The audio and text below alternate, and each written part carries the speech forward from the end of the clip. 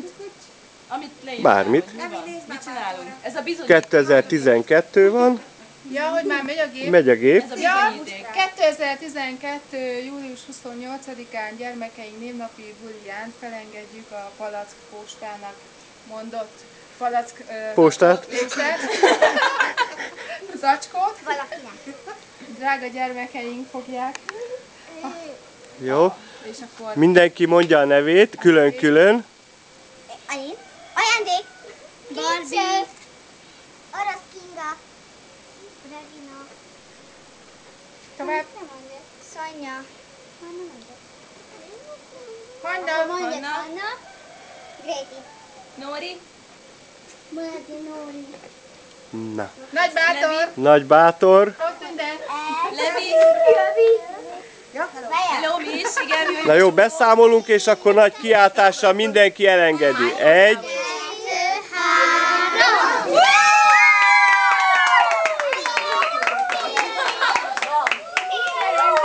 Jó magasan.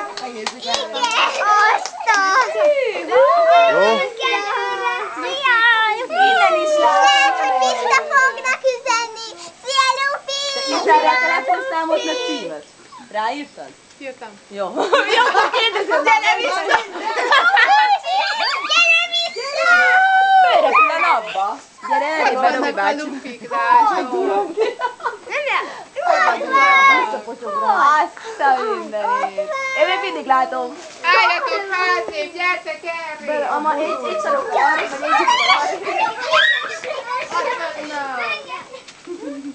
Ott vannak fönn, de jó! Madár, ne, hes!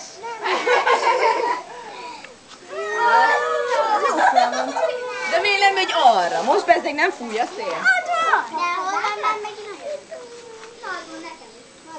Ó, már észrelátom.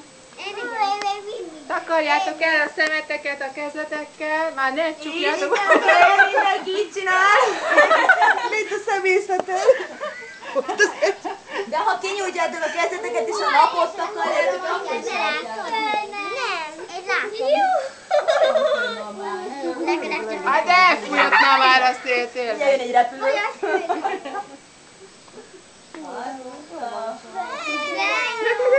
Hova mászol? Hova mászol? De látjuk. Nagyon kicsi. Nem látod, az nagyon kicsi. Már alig látszik, mi is alig látjuk. Akkora, mint egy bolha!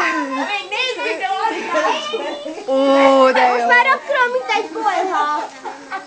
Távcsövünk van még az.